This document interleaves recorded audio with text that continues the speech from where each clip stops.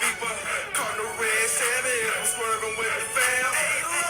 Good. My favorite team is the Rams. Got a blue and gold hat, got some blue and gold kicks, blue and gold on my chip, got a mag on my blue ice white gold. My flow so sick. Who knew that we would blow and wreck them whole like this? If it's the knock that they want, we let it bump. We let it bump. If it's the drama that they want, we hit the trunk. We hit the trunk. If it's the bread that she want, we got enough. We got enough. Now this ain't normally what we do, but we gon' give them what they want. Tell them when them listen, dog, that's how we do it. I'm so St. Louis. Sign them in, go to store, wash it down with quarter juices. I'm so. All right, here we go. Club 314 open for business today. We got the OG hour coming on. All right, we got an OG coming on the show with us because, you know, a lot of y'all youngins, y'all try to act like the NBA started in, 03, 04, and like nobody was good before then. So instead of just hearing us talk about it, we got an OG on there. All right, we got Uncle Larry, Big Larry. What's up, Unc? What it do, coming from the loo. Let's go. Hey, so the first thing I want to touch on is, a lot of people do the GOAT debate, right? Who's the best player ever? And normally you hear like Jordan and LeBron and stuff like that, but you have a GOAT that's a lot of people don't not only think about, but a lot of people don't even have on their top 10. So go ahead, let the people know who your GOAT is and why he's your GOAT. My goal forever will be Will Chamberlain, but the greatest basketball player I ever saw was Dr. Julius Erving. Okay. Now tell us why. Nobody can ever match the statistics of Will Chamberlain. But the best player that I ever saw with a basketball in his hand was Dr. Julius Erving. No man could ever match what he did. I mean, younger generation never saw him too much because his best years were in the ABA instead of the NBA. See, when Dr. J, he was over 30 when he came to the NBA. Mm-hmm. But in the NBA, but in the ABA, man, we had some great players in the NBA.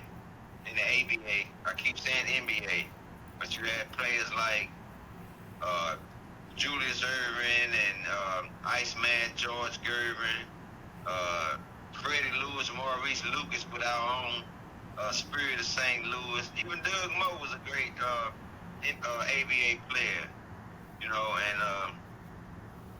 it was a colorful league. It was, I think they tried to pass it over as a gimmick league, so it wouldn't have too much competition with the NBA. But it was it was the game that more resembled today's game. Okay, so let me ask you this, Pops. Just say if Julius Erving would have came to the NBA in his 20s, okay, then what you think would happen? It wouldn't be no GOAT debate. Wouldn't be no GOAT debate. So you think Kobe's and the Jordans and LeBron, they be talking about them being that second tier. Hey, that's heavy right there. So let me ask you this. So a lot of people say, like you was kind of saying that it was a gimmick league, right? Because I know they introduced the 3-point line and all that. For the people who say the competition level in the NBA was way better than the competition in the ABA, you say what to that? I say no. The better players, aka the black players, and even some dominant white players in the ABA. But the ABA offered the money. Mm-hmm. The big contracts and all of that type of deal. While the NBA was more of more structured, and they had the TV rights and those things, because you saw ABA games maybe early 10 o'clock Saturday or Sunday morning, or 10:30, 11 o'clock at night on a Friday or Saturday, and the competition, I say the better competition was in the ABA at the time. Okay, let me ask you this. If you'd have put the best ABA team against the best NBA team, who would you have had? Then you'd have been had like Boston against like the Virginia Squires or the New Jersey Nets. Okay. With Dr. J's teams. Okay. And who would have won? I would think the ABA team because they're more used to running, and the NBA was more of a half-court game. But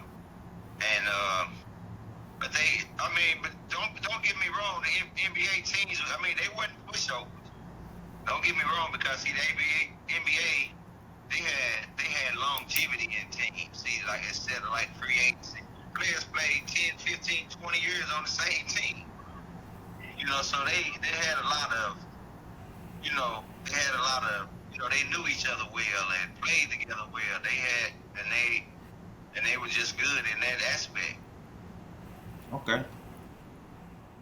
So the I know when they had the interleague, right? The ABA won the rivalry 79-76, but the NBA won like the little All-Star games 2-0. So with the influence that the ABA had on the game, right? Talk to that. Can you explain to us, like, what are we seeing today in the NBA that you think directly comes from the ABA?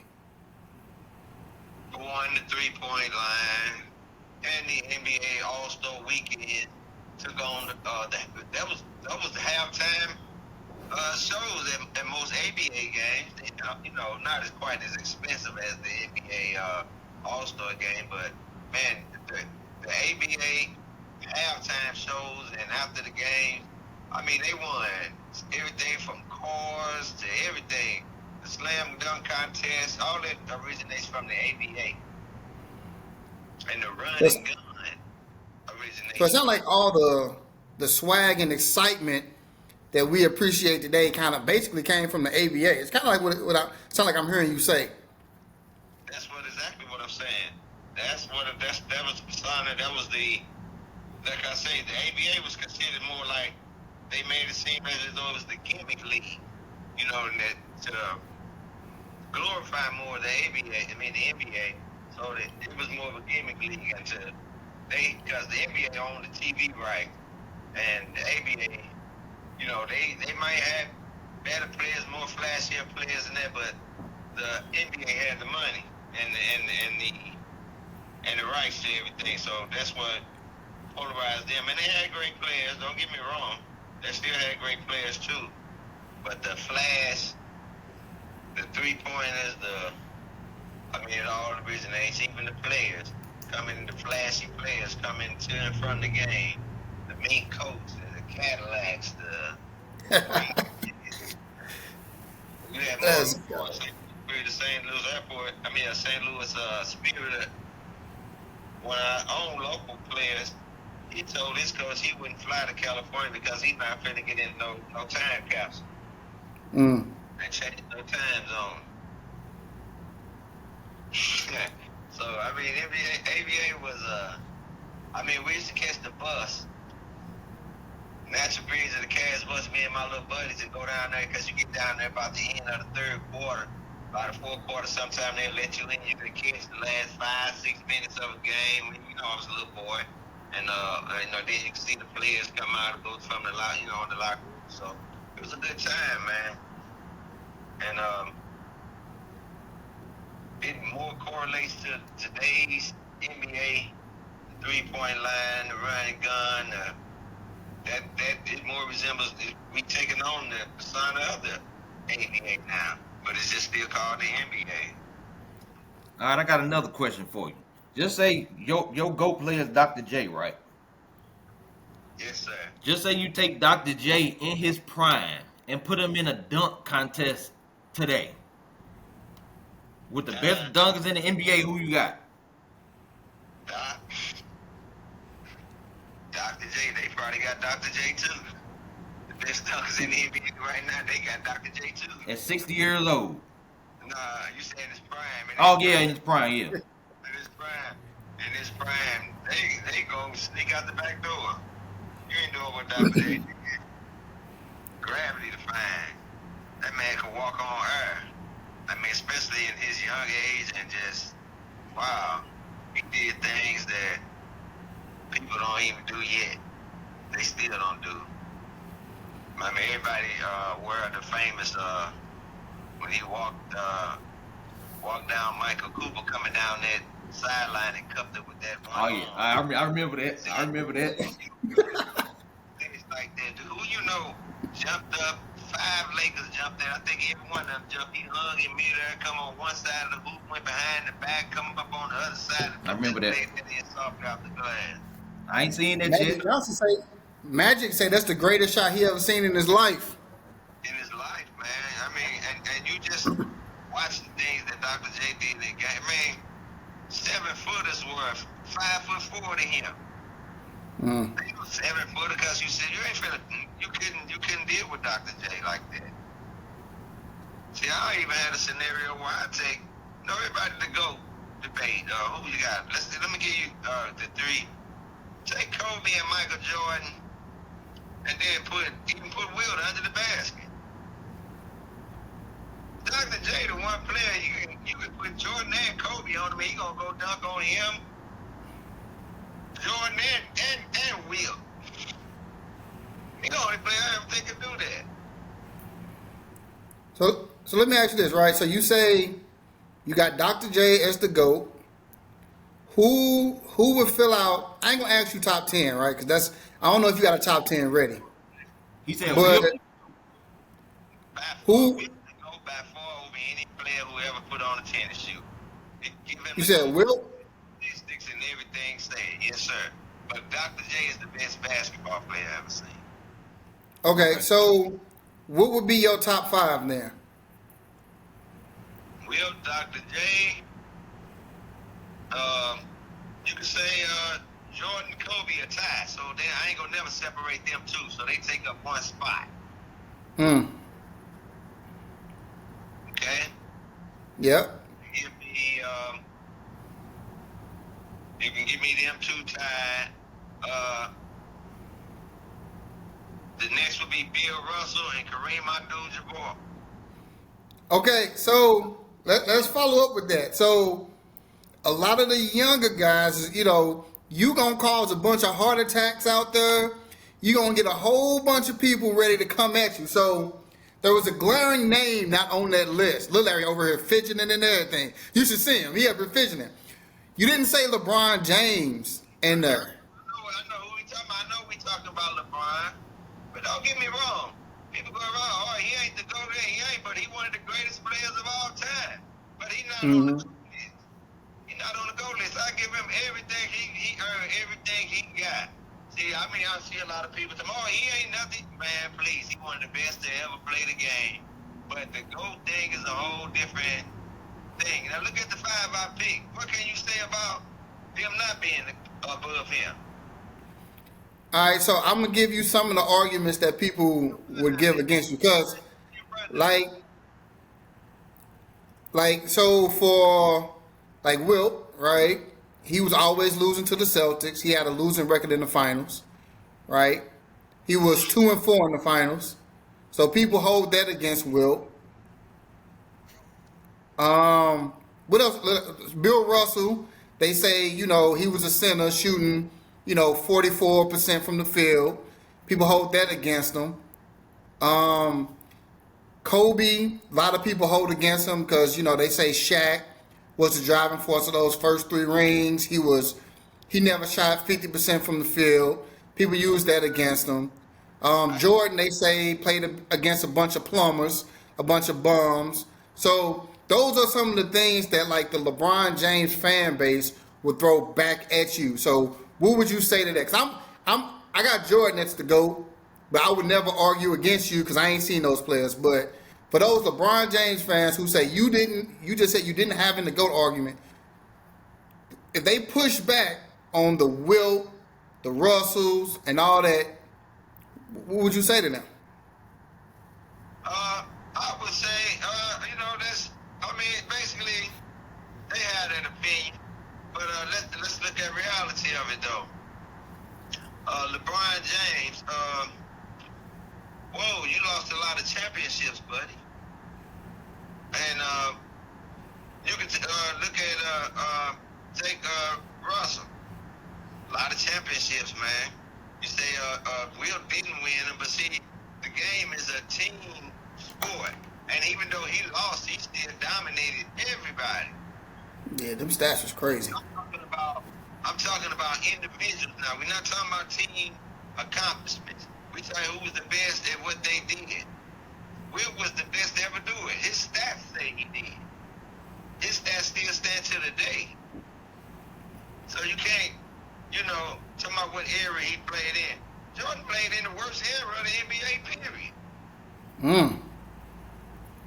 You look who he played. You played Utah with one, you got one brother out there, Carmelo, doing something. Come on. And Jordan, look at every series. Jordan going the number 5 out of all 5 players that's on the floor.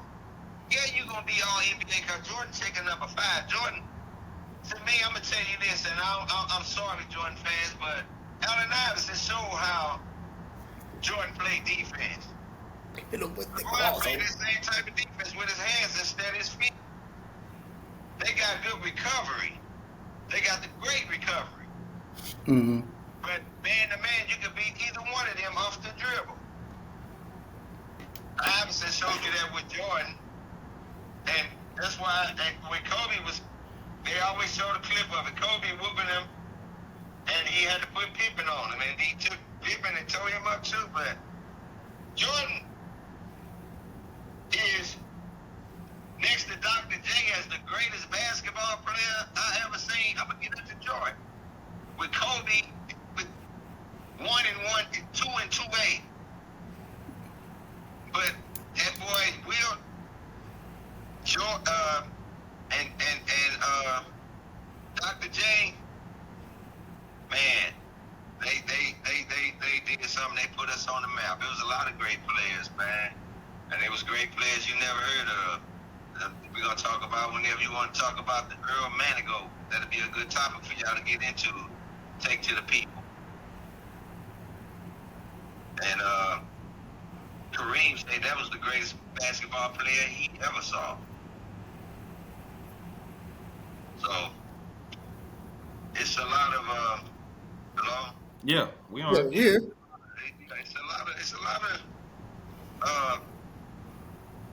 It's gonna be a lot of different opinions on what I said and everything, but I'm solid with what I said, and I stand on it.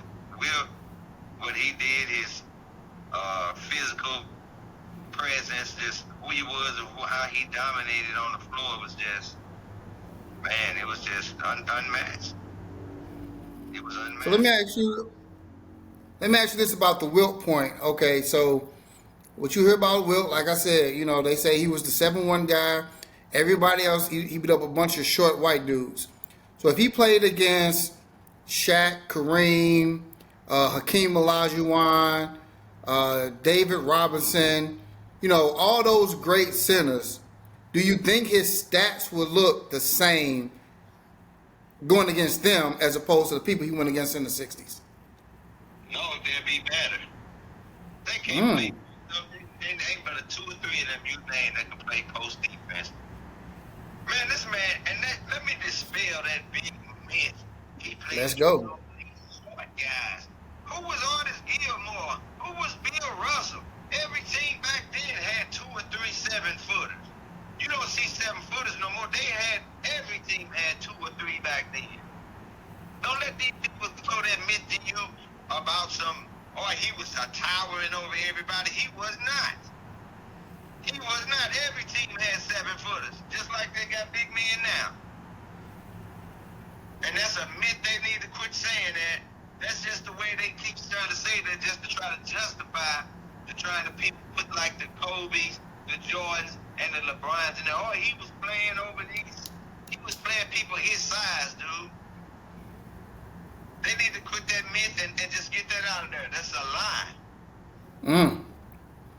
That's why we got the OGs. We have any NBA team you ever seen not have 7-footers. Come on, man. That's just the biggest myth I ever seen in my life. That's why we got the OGs coming on. You know what I'm saying? Because people talk, but they don't know. You know what I'm saying? Like they don't really look into it and research. Like you said, everybody got their own guys, so they're gonna make the arguments for their own guys. So, that's why we bringing the OGs out. You know what I'm saying? All that talk from people who ain't never seen it, it carries more weight when they hear somebody like you who been watching basketball, playing basketball for forever, seen it all. So I'm glad you made that point, because a lot of people think that Wilt played against people my height, and if he came today, he wouldn't be able to do anything against those guys. See, he played against teams that were seasoned veteran teams that had been together forever. And, I mean, knew him, came to play him every night, knew what he said, wasn't all that free agency, this and that and that. And every team, just go back and look at the clip, you ain't going to see no team playing against him that didn't have no 7-footers on him. And then they were very more physical than they are today. That's why I say these boys, Shaq and probably Tim Duncan and a few others, the only couple of players I think can even have anything kind of luck with Will. He gonna find Shaq out, and Duncan ain't quick enough on his feet to get up to be trying to block, cause he finger rolls from this dude finger rolls from the free throw line, man, and then just lean back and lean in the basket. They didn't play ball like Will, man. A guy that scored 100 points in the game, man. 100 points. That's crazy. All right, so let me ask you this. Just say if Wilt was in the NBA today, how many championships would he have? Still, that's I would say he would have some, but that's hard to say, because when you still came down to it, superstar, he was the superstar on teams. Well, we always talking about Wilt and what he did in the game. Who was the players that was around? Nobody I know. You don't know no names. See, and that's how they spread. That's how you keep talent spread out. You take a superstar player, you always predominantly see them playing on a weaker team. You know what I'm saying? In this age of free agency is when they start, like LeBron went down to Florida to play with Wade and Boss, and that's why they started, not that they were the first to do it and nothing, because they weren't. And, but who's the first to do it? In my era of the super team, I would say the Lakers. The Lakers. Yeah, the Lakers team was stacked. I mean, they got Kareem. You know what I'm saying? They had Worthy. You know what I'm saying? They put together the first little super team like that, in my era. But boy, y'all talk about some players who, I want to talk about some players who, do some injuries. I said, y'all don't know about a brother named Benoit King, man. I know about Benoit King, number 53. Let's go. I mean, you need to really see Benoit King would have set many records and been one of the greatest ever, man. And George Gervin, man, the Iceman. Boy, man, look, y'all missed some good ball in y'all life, man. But you see something now, but the NBA today can't compare it to the games of when I started watching the NBA, man. The ABA, it's a whole different ball game. But the only thing about the NBA, it's starting to look like the ABA, and that's what's kind of bringing it to a different aspect, because the NBA was known for NBA was always known for its, bang half court, bring it up, pound it, and and then the freestyle of the ABA and the NBA, so they combined, and I'm glad they finally did combine, because it produced the league for everybody. It produced the league for everybody, and we got to see all the real talent and the best talent in the world in one place.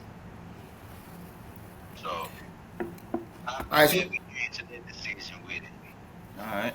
So let me ask you this. All right, so you gave who you think your top 5 players are. If you was a GM and you can take all the players in the history of the NBA and build your starting five, 1 through 5, who would those 5 players be in your starting five? My starting five, all the players I ever seen. Kareem would be my center. Will be my power forward. My small forward would be the Iceman, George Gervin. And my 2 guards would be Dr. J and Kobe Jordan, whichever one you want. That's it. All right. That's a solid starting 5 right there. All right, so going a little bit to the 2000s. All right, so in the 2000s, who do you feel were the best players from 2000 to 2009? Okay, not really. Using brain power. That's about the time. That's about the time LeBron came into the league. Okay, LeBron for one, most definitely Kobe. But see, man, Tracy McGrady.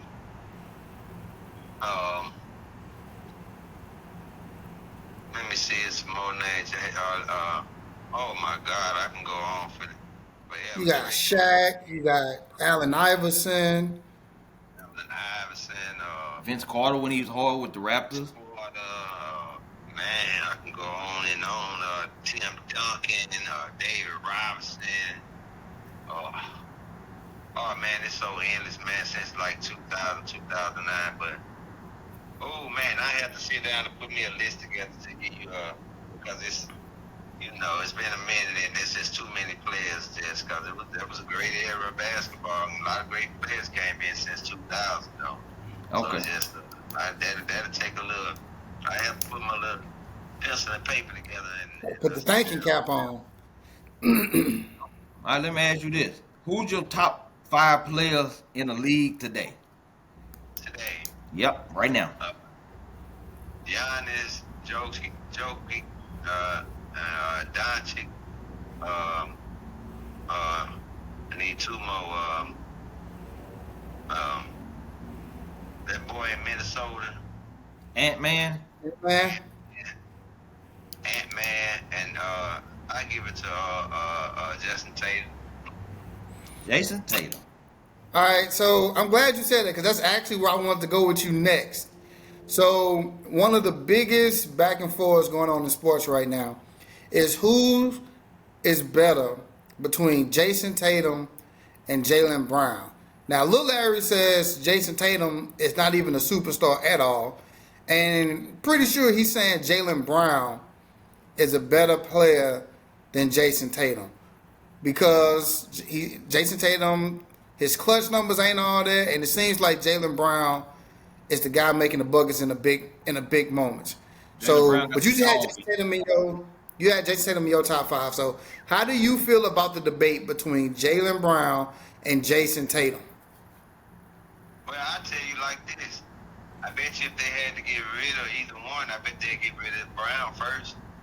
And I said that because Jason Tatum, I he got agree that with baby face that the NBA gonna want. He got either younger, and he got the more of the upside, and he a bigger presence. I mean, if Brown, if he got any edge on Tatum, it's slowly evaporating. It's evaporating fast because Jason Tatum, he's still a young cat, and he is coming, dog. He's coming. He's gonna be one of the best in the game, one in the top 5 of this era. I don't even think he. Give him top 5. I don't even think he was gonna win the Finals MVP. Oh, Jason Tatum, that guard finna be Drew Holiday. Holiday.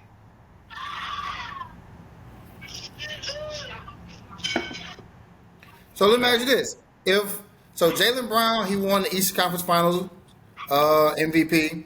If he wins the Finals MVP as well, does that affect who you think is better than who?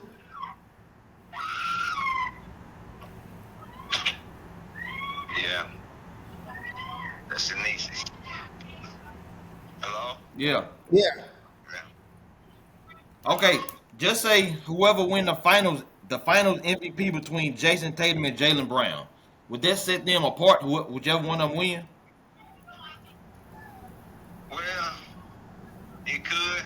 I can see where it could because finals MVPs are big. They get you the contracts, the endorsements, and all the different things. And y'all saying the way it would set them apart. But I still say the upside still belongs to Jason Tatum. 'Cause I think Jalen Brown has reached his potential. He played at his max. Jason Tatum, still on the other hand, he's still learning. Now, I like his progress over the last couple of years, and he's progressing each year more and more.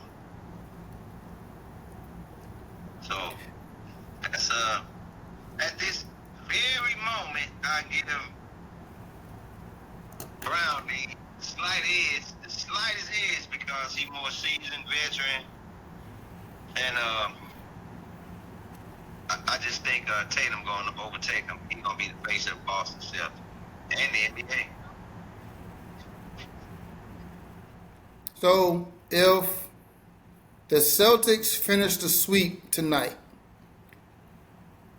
the Boston Celtics have been beaten teams by an average of 11 points per game throughout the season. They won, 64 games. If they sweep the finals, are they in the argument as one of the best teams of all time? The Boston Celtics? No, Yeah. If they finish the sweep, no. okay. So what are they missing? What would be the reason you would say, nah, they not in the conversation? Because I can never see them beat them Lakers teams. I can never see them beat them Boston teams, them Lakers teams, even the Philly team. Philly, man, I mean, it was they too light. They couldn't take the punishment of the teams or to say the 80s. The teams I'm speaking of with Larry Bird and see, players played together too long back then. The camaraderie and the playing together, knowing each other, that would overwhelm these teams the other day. These teams ain't nothing. They like microwave teams. They like that. They throw them in the microwave and they got a whole new team next year. Mm-hmm. That does a lot to teams. You have to. I mean, somebody you used to playing with for 7, 8, 9, 10 years. It's hard to beat. And these teams today, they manufacture just like the weak business they put up. They couldn't stand the storm. So these teams, this Boston Celtic team, they ain't even one of the. I really didn't even feel like they were the best team in the NBA this year. Even though they might win the series, I still think Denver was a better team than them. But you got Tatum and Brown, Porzingis, he was a great pickup for them. That did a lot for them. But as far as a great team, they ain't deep enough. They starting 5 ain't even. How many All-Stars they got in they starting 5? You talking about that's made an All-Star team before? Because four of they starting 5 have made an All-Star team before. This year. Yeah, 2. This year, there was 2. Yeah, and let's go to that Laker team with Magic. You had Magic, Kareem, Worthy, Brian Scott, and Michael Cooper too at times. People forget about Coop. Lakers coming. Look at that Boston team. You got Bird, McHale, Parrish. They sent in 4 and 5 players. And all them Jordan Bull teams, I don't even think that Boston team couldn't even touch that Jordan and Pippen them team in Chicago. No way. See, Jordan take they'll intimidate somebody like, and I know that's his weakness. Brown, see, he's small. He's small. And see, he couldn't last in the old NBA. They'll beat him up, beat him down. He'd be scared to shoot the ball. I'm just telling you facts. I'm telling you what I see and what I know. Different level of physicality back then. Yeah, it was criminal back then too, boy. But hey, He said it's criminal. good to see. But this Boston Celtics team, as far as being one of the greatest ever, ain't even in the top 10. All right. Even in the top 10. Got anything else? Nah, man, I got the ABA in there. You know what I'm saying? Like I don't know. I like a lot of the points that you made because you know what I'm saying. You saw it, we didn't, and a lot of people having these GOAT conversations and talking about like how good the ABA was or wasn't. Or normally people that ain't seen none of it. Like I've looked up the ABA and all that type of stuff, but it's good to have OGs come on and set the record straight because y'all saw it. So appreciate you for taking time out your day to hop on with us. And hey, if you want to come on again next week, let us know. We'll get you on next week and we can go a little bit deeper, build off what we just talked about today. All right, I'll be glad to do it. Just good to see you. Y'all getting it going. All right, Pop. All right. All right. All right. All right, so there y'all go. We got the OG hour going. Good conversation. We're only 37 minutes, but hey, this for y'all out there who just be talking, just to be talking, basing everything off of what you see. This between you, this between somebody like me is I talk to the OGs, I get input in from them, and I also do my own research, right? So that's how I come up with my opinion. A lot of y'all probably finna have y'all feelings hurt because he didn't have LeBron James in the GOAT conversation. So, you know, hey, look, how you feel about that? He said your man's ain't even in the conversation. He said he good, he great, but he ain't even in the conversation. How you feel about that? Hey, You all right? hey, You good? he said everybody got an opinion, so it is what it is. Everybody got an opinion. That's a fact. But, you know, he wasn't even in there, man. Hey, Like, it the is, OG put him out. He was born in like 1930 or 40, so he's picking cotton, so he don't So he done seen it all. Yeah. You know what I'm saying? He's seen it all. But So, what's up? I'm cool with it. All right, so we'll try to get him on again. Hey, that's the end of it for today. All right, that's that OG talk. Make sure you respect it. Appreciate y'all for watching. We'll get at y'all next time. 314 is closing for the evening.